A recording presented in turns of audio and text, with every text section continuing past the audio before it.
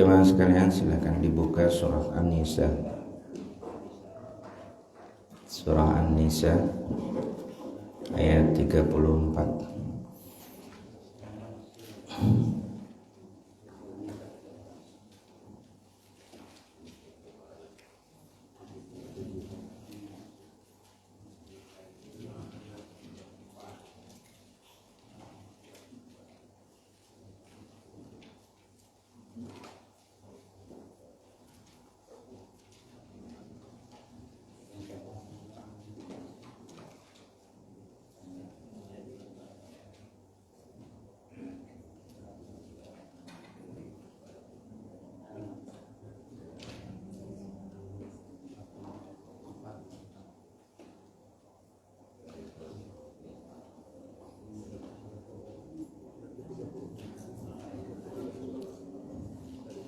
Surah An-Nisa ayat 34.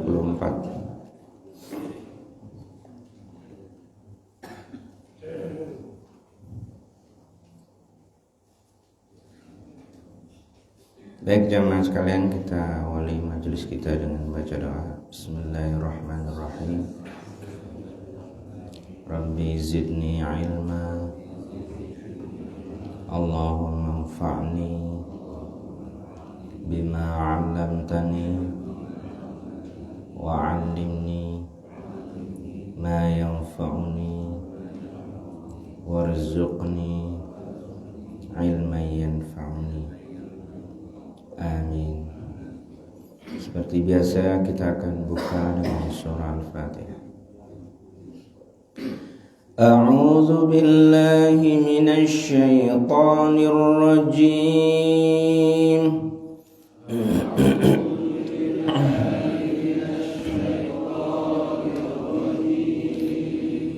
Bismillahirrahmanirrahim.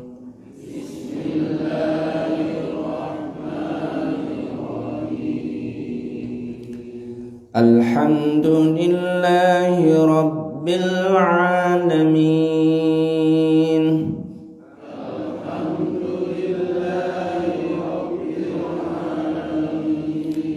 Ar-Rahmanir Rahim.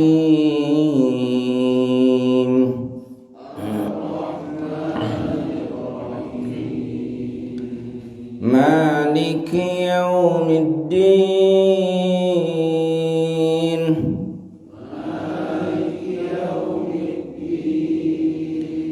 Iyyaka na'budu wa iyyaka nasta'in.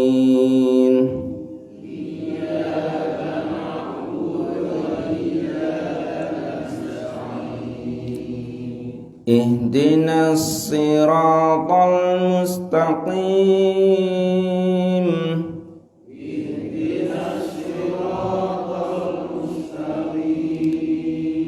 Siratal ladzina an'amta 'alaihim ghairil maghdubi 'alaihim waladdallin.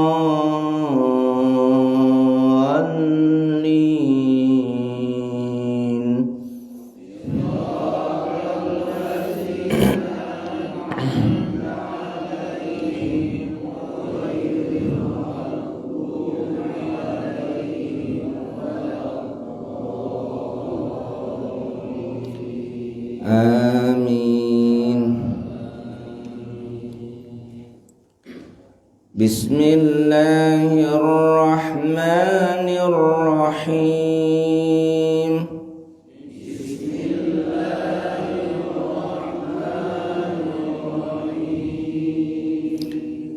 Ar-rijalu qawwamuna 'alan nisa'i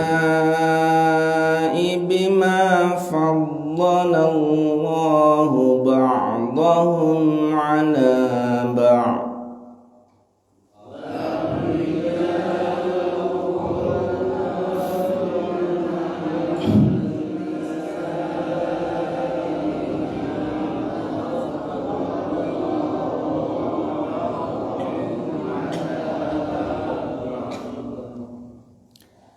وبما أنفقوا من أموالهم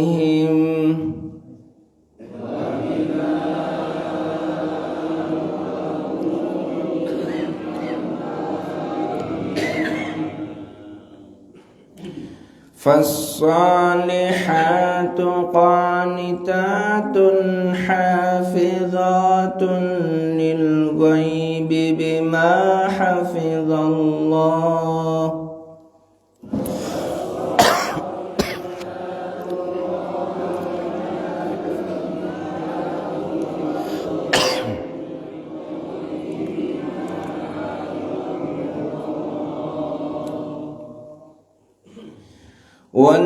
واللاتي تخافون نشوزهن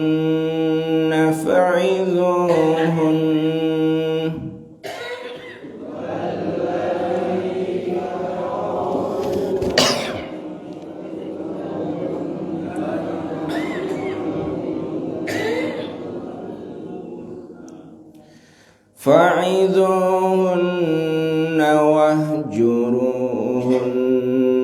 في المضاجع واضربوهن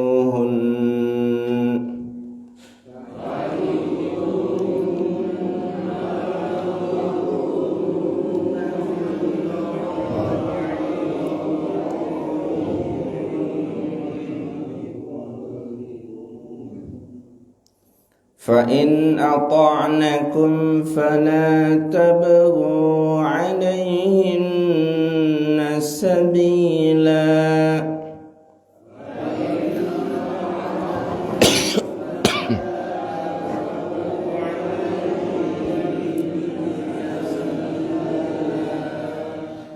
إن الله كان عليا كبيرا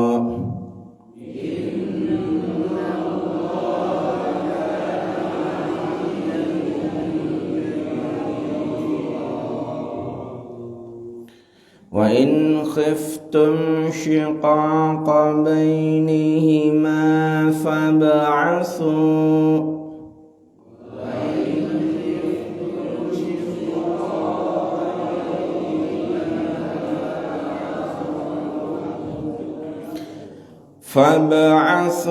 حكما من أهله وحكما من أهلها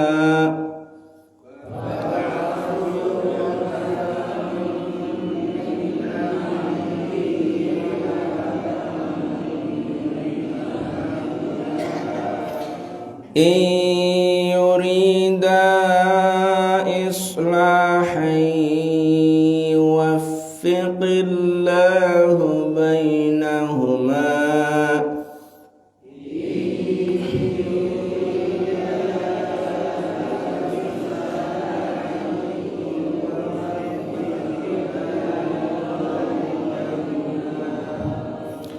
إن الله كان عليما خبيرا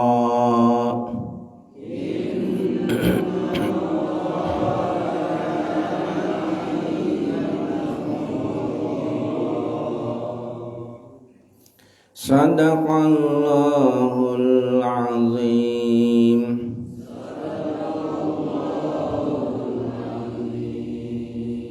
Baik, kita artikan. Bismillahirrahmanirrahim.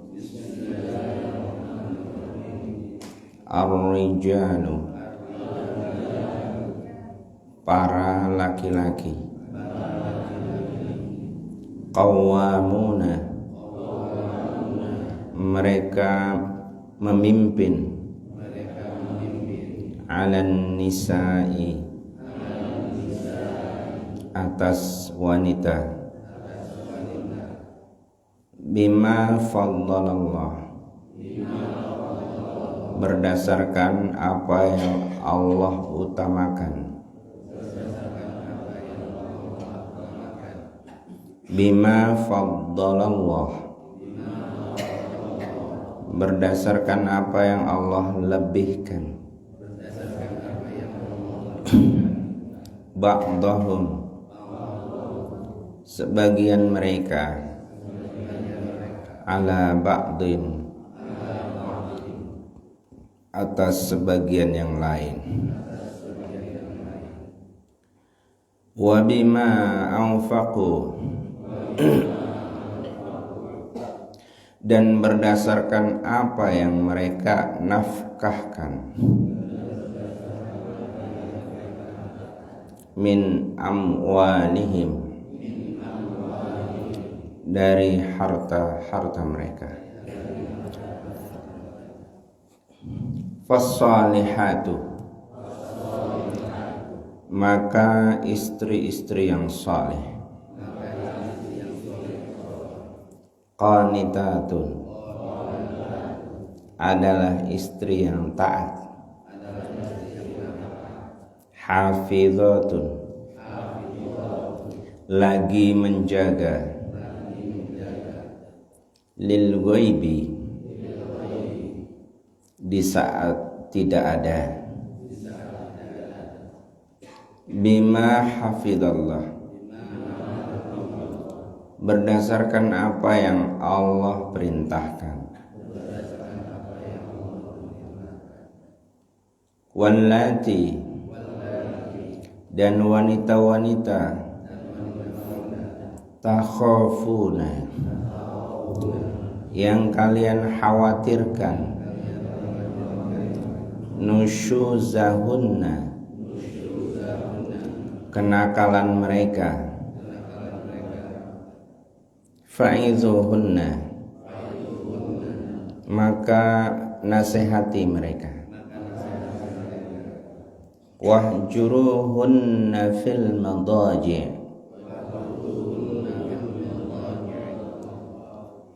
dan jauhi mereka di tempat tidur, wadribuhunna dan pukullah mereka sebagai pelajaran,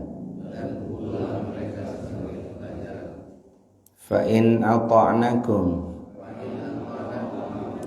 maka jika mereka taat pada kalian, fala tabagu alaihinna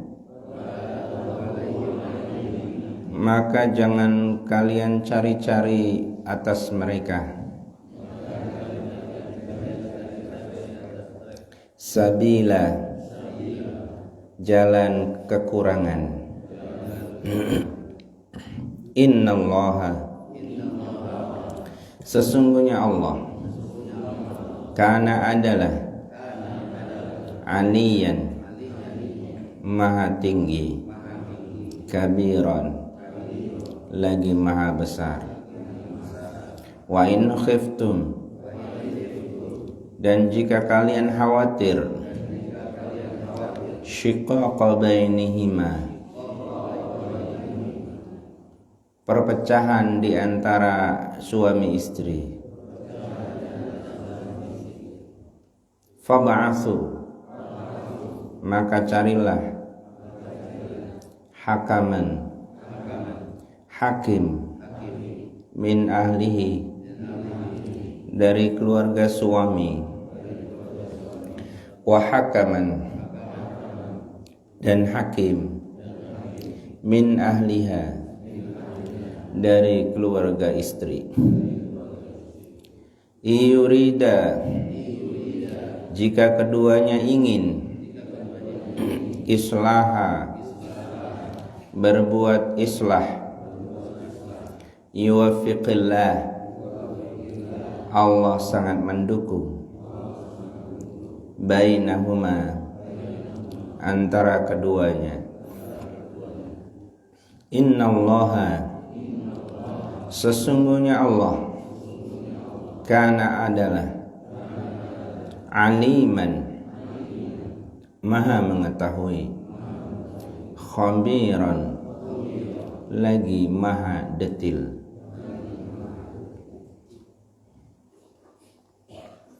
Jemaah sekalian, kita kembali lagi kepada surah An-Nisa, surah yang berarti wanita satu-satunya surah yang berarti wanita di dalam Al-Quran.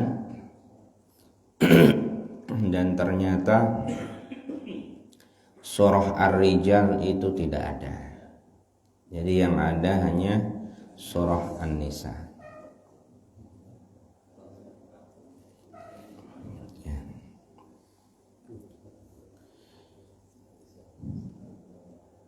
Ayat ini ayat yang sangat penting. Surah An-Nisa ayat 34.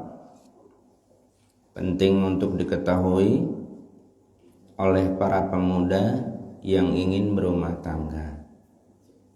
Juga terhadap rumah tangga yang mungkin selama ini belum mengerti sebenarnya arahan dari Al-Quran itu seperti apa, pendidikan dari Al-Quran itu seperti apa, makom dan penempatan suami dan penempatan istri itu seperti apa, pembagian tugas suami dan istri itu seperti apa. Maka kita bisa menggali dari ayat ini.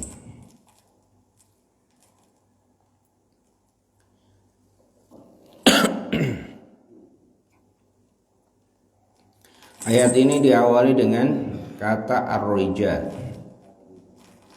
Ar-rijal itu jamak daripada rajulun. Rajulun itu laki-laki.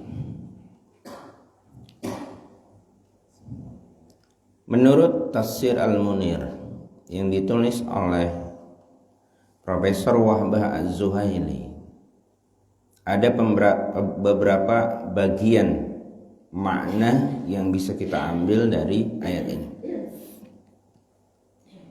Yang pertama, bukti bahwa laki-laki itu punya kelebihan dari sisi fisik. Laki-laki itu punya kelebihan dari sisi fisik. Dia fisiknya lebih kuat. Kemudian dia lebih mampu untuk menghadapi masalah. Secara akal laki-laki lebih bisa dipertanggungjawabkan. Kemudian secara pengendalian laki-laki bisa bijaksana. Jadi itulah kelebihan diantaranya laki-laki. Kemudian wanita, saya ambil satu sisi saja. Kalau fisik kita sudah paham. Kita ambil satu sisi cara berpikir. Ada sebuah cerita yang mungkin dari cerita ini bisa kita ambil ibrahnya. Ada sepasang suami istri, dia baru punya bayi. Nah, pada saat itu bayinya sedang tidur di rumah. Dia juga punya peliharaan kucing. Jadi kucingnya itu mungkin kucing besar dan lain sebagainya. Punya peliharaan kucing. Nah, kemudian karena bayinya masih tidur, suami istri ini pergi kemana, ada keperluan, ditinggallah bayinya masih tidur. Kemudian ketika kembali, di depan pintu kucing itu keluar dan mulutnya berlumuran darah. Mulutnya berlumuran darah. Lihat, perhatikan bagaimana sikap suami dan istri. Ternyata yang ambil tindakan duluan istrinya.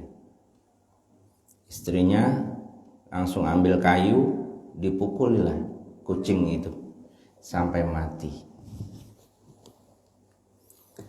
Suaminya belum bergerak. Kenapa? Karena suaminya berpikir, itu kucing berdarah, mulutnya kenapa? Tapi beda dengan istri. Pemikiran istri itu, kucing itu bayi memakan bayi itu atau menggigit bayi itu.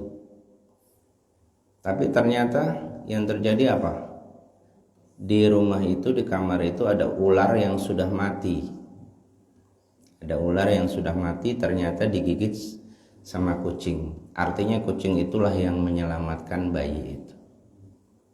Tapi karena tindakan istri, maka kucing itu sudah mati. Dari situ maka terjadi penyesalan. Inilah cara bertindak antara laki-laki dan perempuan. Kita lihat lagi kalau anak muda di konser-konser itu, yes, pernah muda dulunya jadi lihat konser-konser musik. Kalau yang diidolakan itu pasti yang naik ke panggung itu histeris itu wanita apa laki-laki? Wanita. Bapak ini paham tadi. Ya, nggak pernah muda.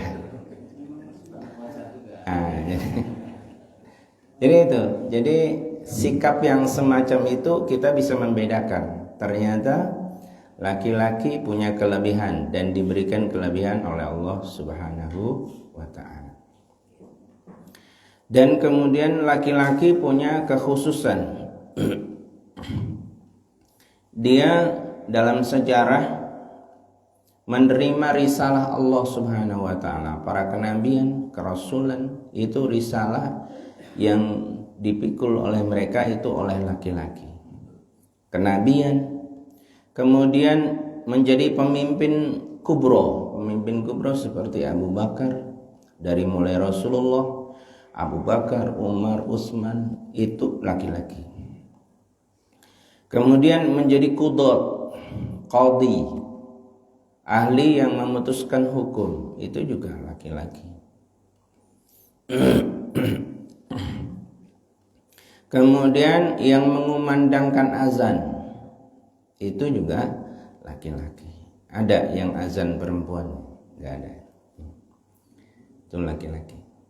Qomat juga laki-laki. Yang khutbah juga laki-laki. Jihad kebanyakan laki-laki. Nah, dan laki-laki diberikan izin untuk punya istri lebih daripada satu. Ya. Dan laki-laki itu untuk saksi itu laki-laki 2. Ya, kalau misalkan tidak ada laki-laki 2, cuma 1, maka gantinya perempuan. Tapi perempuan harus 2 menggantikan laki-laki 1.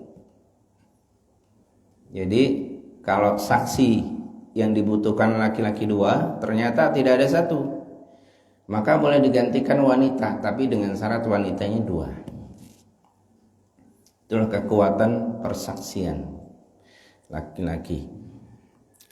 Yang kedua, dari ayat ini bisa kita ambil bahwa kewajiban memberikan nafkah itu terletak pada suami. Kewajiban memberikan nafkah itu terletak pada suami kepada istrinya. Ya. Kemudian seorang suami ketika akan menikahi calon istri juga diwajibkan memberikan mahar. Diwajibkan apa? Memberikan mahar. Di dalam Al-Quran itu ada hukum ketika rumah tangga itu ribut atau banyak clash di dalamnya, kemudian terjadi perceraian, maka laki-laki tidak boleh mengambil maharnya. Maka laki-laki tidak boleh mengambil mahar yang sudah pernah diberikan. Ini kalau orang Indonesia mah nggak begitu berat. Tapi kalau orang Timur Tengah berat, Pak. Karena orang Timur Tengah tuh ngasih mahar ratusan juta. Kalau Indonesia ngasih mahar 5 gram, 7 gram, apalagi ada seperangkat alat sholat. Nggak mungkin lah diambil lagi, itu mah bodoh amat. Nah, ya. Nanti kita akan lihat. Jadi Al-Quran tuh mengkategorikan mahar itu dengan kintara. Di akhir juz yang keempat itu dikatakan wa in aradtum istibdala zawjin makana zawj. Wa in aradtum istibdala zawjin makana zawj. Di situ disebut kintara. Kintara itu adalah harta yang begitu banyak. Jadi mahar itu sebenarnya itu untuk mengagungkan, untuk memuliakan wanita. Ya, kalau sedikit itu berarti kurang pas menurut Al-Quran. Kalau terlalu besar juga nggak boleh, nanti pemuda kasihan. Mau menikah akhirnya karena mahar harus besar, akhirnya nggak nikah-nikah, ambil jalan yang lain. Nah, ini yang bahaya. Jadi simalakama. Tapi dua-duanya harus diperhitungkan. Jadi itu. Kemudian inilah perhatian Islam terhadap para suami.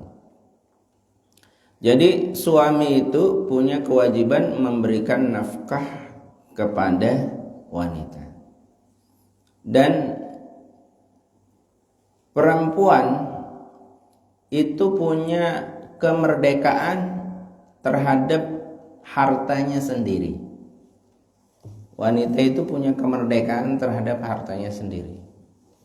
Artinya kalau wanita itu punya istri, ya, dalam hal ini istri, punya uang, itu terserah dia, mau dia dikasihin suami boleh, nggak dikasihin suami juga tidak berdosa. Kalau istri yang punya uang. Tapi kalau suami sebagai statusnya sebagai suami, di harta suami itu ada hak istrinya, ada hak anaknya. Maka itulah disebut dengan nafkah. Maka ada penghasilan yang punya nilai nafkah, ada penghasilan yang tidak punya nilai nafkah misalnya. Jadi kalau suami memiliki penghasilan misalnya 2 juta, istri punya penghasilan 10 juta misalnya, itu nilainya lebih bernilai pada suami. Karena apa? Karena suami itu nilai hartanya itu nafkah, ada nilai nafkah jika diberikan kepada anak dan istrinya. Istri punya penghasilan 10 juta, kemudian diberikan kepada suami. Nih, saya dapat uang banyak nih, dikasih suaminya, anaknya dikasih. Itu nilainya bukan nafkah, sedekah biasa. Nah, jadi itu kelebihan istri. Nah, inilah laki-laki atau kewajiban suami. Kemudian bagaimana kewajiban istri? Jadi suami itu punya kewajiban memberikan nafkah. Karena itu bahasanya qawam. Jadi bukan qaim, tapi qawam, itu sigat mubalaghah. Artinya status suami itu terhadap keluarga itu dia harus bertanggung jawab terhadap sandang, pangan, papan, kemudian keharmonisan keluarga itu terletak pada suami. Maka jadi suami itu enggak sembarangan. Jadi suami itu perlu visi, misi, kemudian perlu ilmu pengetahuan dalam menahkodai kehidupan rumah tangga. Di dalam Islam itu seperti itu posisi suami. Kemudian posisi istri. Posisi istri itu dia posisinya istri yang solehat itu yang pertama qanitat. Qanitat itu istri harus taat. Taat pertama taat kepada Allah. Yang kedua taat kepada suami selama suami taat kepada Allah. Ya, taat kepada Allah, kemudian taat kepada suami selama suami menjalankan kepemimpinannya taat kepada Allah. Yang kedua, istri harus hafizat. Hafizat itu dia harus pandai menjaga diri ketika suaminya tidak ada, terutama menjaga diri ketika suaminya tidak ada. Bahkan kalau dia sedang sendiri di rumah, kemudian ada tamu datang dan tamunya laki-laki tidak mahram, maka itu harus hati-hati. Istri tidak berhak memberikan izin untuk masuk ke rumah kecuali ada teman atau yang mahram yang lain untuk menemaninya. Nah, hal-hal yang semacam ini perlu diperhatikan karena kalau tidak akan membahayakan. Kemudian istri juga berhak untuk menjaga harta suaminya. Berhak juga untuk menjaga anak-anaknya. Berhak juga untuk punya hak tentu saja terhadap suami itu tidur bersama. Ya. Kemudian yang dimaksud dengan bima hafizallah itu adalah disebabkan karena itu semuanya adalah perintah Allah. Nah, jadi kemudian yang ketiga, an-nashizat itu nusyuz. Nusyuz itu kenakalan. Ya, kalau hubungan suami istri itu ya arahnya ke sana, selingkuh. Ya, wanita atau status istri nakal, yaitu nggak jauh-jauh dari selingkuh gitu. Nah, Islam mengatur yang pertama, suami harus melakukan 4 hal. Jadi suami ketika istri dicurigai punya kenakalan mau ke arah sana, maka suami memberikan 4 hal. Yang pertama, al-wa'zu wal irsyadu, memberikan nasihat kepada istrinya. Dikata-kata fa'izuhunna. Jadi kepada istri harus diberikan nasihat. Tapi sebaiknya nasihat ini jangan dulu nunggu terjadi. Sudah terjadi baru dinasihati. Ya kan? Jadi memang suami dari awal itu harus membangun pemikiran istri, kemudian mendidiknya, kemudian supaya keimanannya itu kuat, supaya akidahnya kuat, itu tugas suami. Jadi jangan nunggu istrinya sudah terjadi hal seperti itu baru ada nasihat. Maka penting, kalau tidak kita bisa memberikan nasihat kepada keluarga, adakan pengajian keluarga. Ya, adakan pengajian keluarga dan datangkan ustadz untuk memberikan tausiah. Nah, itu penting khusus untuk keluarga. Nah, jadi yang pertama adalah suami punya kewajiban memberikan nasihat. Tentu nasihat intinya adalah supaya istri itu takwa kepada Allah Subhanahu wa taala, supaya istri itu takut kepada Allah, supaya istri itu mengenal siapa Allah, sampai posisi ihsan. Jadi nasihat itu sampai istri punya posisi ihsan. Apa ihsan itu? Anta'budallah ka'annaka tarahu fa illam takun tarahu wallahu yaraka. Jadi beribadah kepada Allah itu seolah-olah di hadapan Allah. Tapi kalau itu belum bisa, minimal merasa diawasi oleh Allah Subhanahu wa ta'ala. Sehingga dengan ini tidak ada istilah istri selingkuh, itu enggak ada. Jika akidahnya sudah sampai ke tingkat ini. Jadi itu yang pertama tadi fa'izuhunna. Kemudian yang kedua al-hajar. Wahjuruhunna. Al-hajar fil madaji. Al-hajar fil madaji itu maksudnya kita stop untuk berhubungan dengan istri, ya, Mas, sudah paham ya?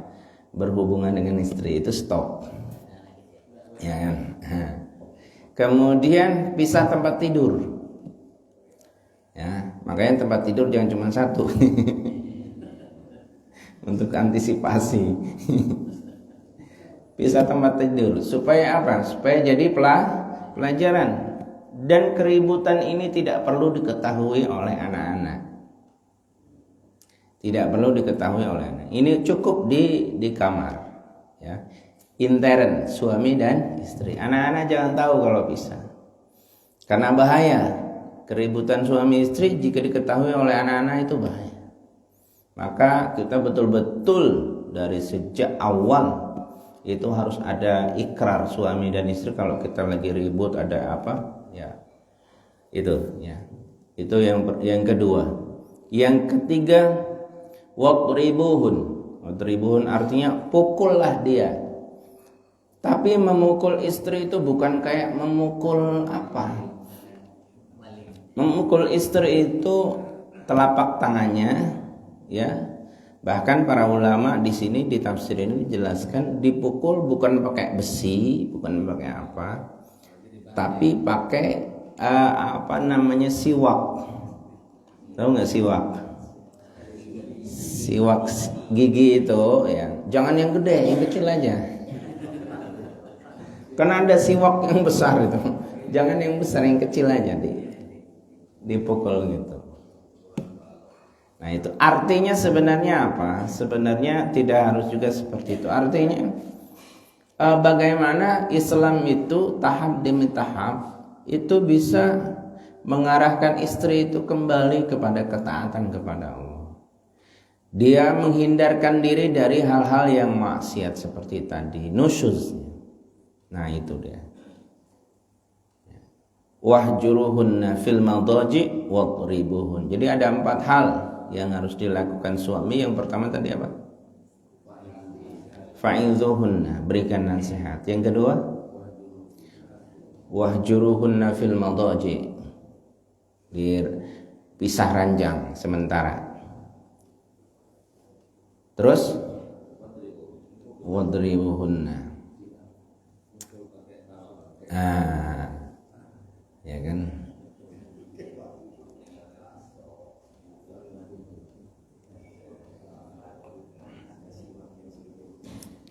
Kemudian yang keempat,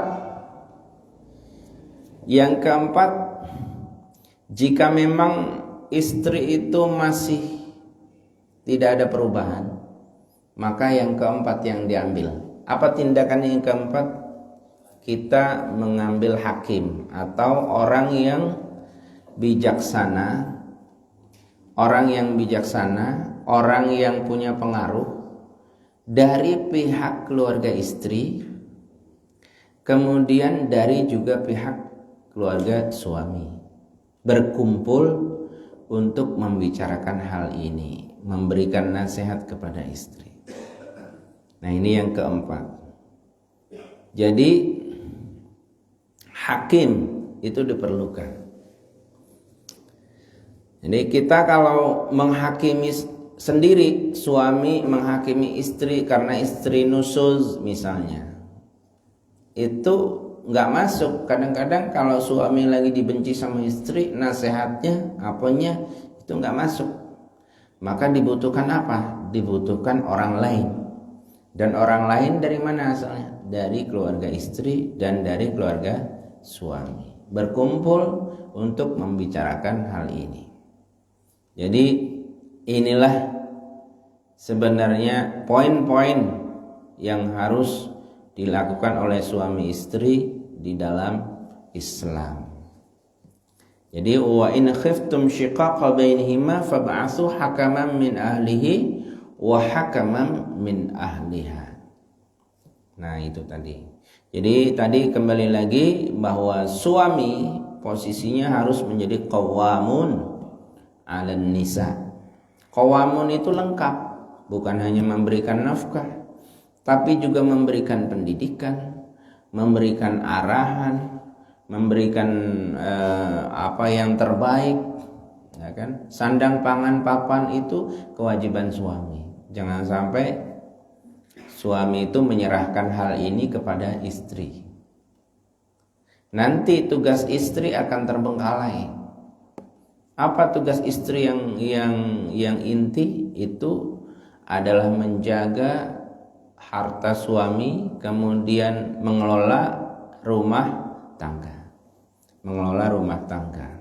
Terutama adalah anak-anak. Terutama yang terpenting itu adalah anak-anak. Karena anak-anak itu adalah akan menjadi generasi penerus kita dan penerus bangsa ini. Coba kalau para ibu meninggalkan anak-anak mereka, apa yang terjadi pada generasi bangsa ke depan? Ya, banyak anak-anak yang terbengkalai, kemudian anak-anak itu punya akhlak yang tidak baik. Kemudian anak-anak itu adabnya, akhlaknya rusak gara-gara tidak ada pendidikan dari orang tuanya. Dan bahkan mereka sering mengeluh tanpa adanya kasih sayang seorang ibu. Nah, kasih sayang seorang ibu itu luar biasa. Bisa meluluhkan anak, bisa membuat anak itu taat, bisa membuat anak itu nurut dan lain sebagainya. Yang saya perhatikan anak-anak saya itu kalau punya masalah, punya curhatnya sama ibunya. Begitu mau curhat sama ibunya, ibunya kerja misalnya. Tidak pernah ada di rumah siang hari. Sementara anaknya membutuhkan, begitu malam pulang anaknya sudah tidur, pagi bangun ibunya sudah nggak ada. Jadi nanti anak akan bertanya kepada saya, ini sebenarnya punya ibu apa enggak?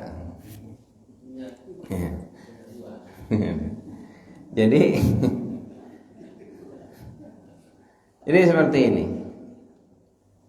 Kadang-kadang istri itu lebih dekat dengan suami orang lain. Istri lebih banyak bersama dengan suami orang lain. Di mana? Di kantor.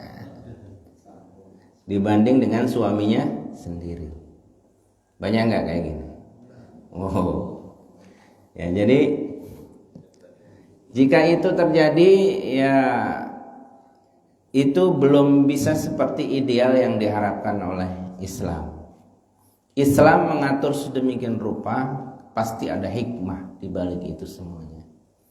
Ada hikmah. Kemudian suami adalah harus menjadi suami yang bijaksana. Tidak ada suami dalam Islam itu KDRT itu nggak ada, kecuali kemesraan dalam rumah tangga. KDRT kemesraan dalam rumah tangga. Tapi kalau kekerasan dalam rumah tangga itu nggak ada. Ya nggak dilarang memukul, ya. Apalagi membanting, ya kan? Malu memukul istri itu malu, ya, walaupun kita kuat dan lain. Kita belajar dari sahabat Umar bin Khattab. Dia jagoan, dia kuat, dia dulunya sebelum Islam dia sering bergulat, tapi sama istrinya, ya, ketika istrinya capek marah-marah ya didengerin aja. Nah, kemudian setelah selesai baru, jadi sama istri itu enak.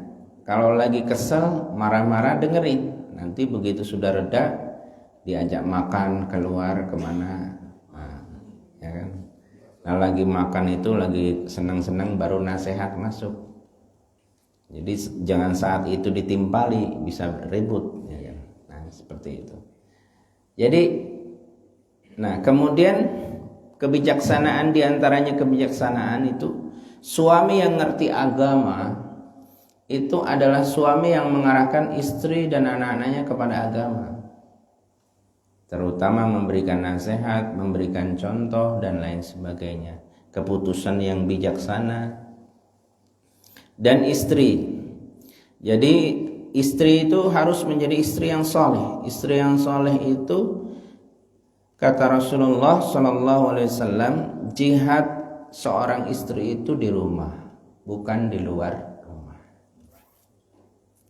Kata Nabi, idza shallatil mar'atu khamsaha wa hafizat farjaha wa ata'at zaujaha, ya, qila laha dukhulil jannah min ayyi abwabin syi'ti.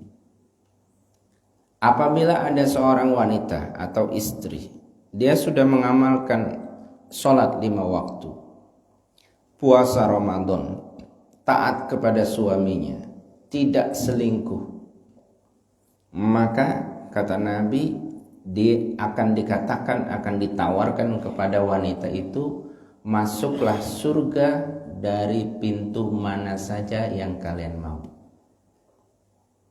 Ibu-ibu, kok nggak ada yang senang nih? Ya, diem aja, karena nggak pernah lihat surga. Ya, jadi itu mudah bagi wanita. Jadi istri itu diem di rumah itu berpahala. Beda sama laki-laki diem di rumah. Aduh. Ya kan? Ya, duduk di balai pakai sarung, ngerokok, ngopi.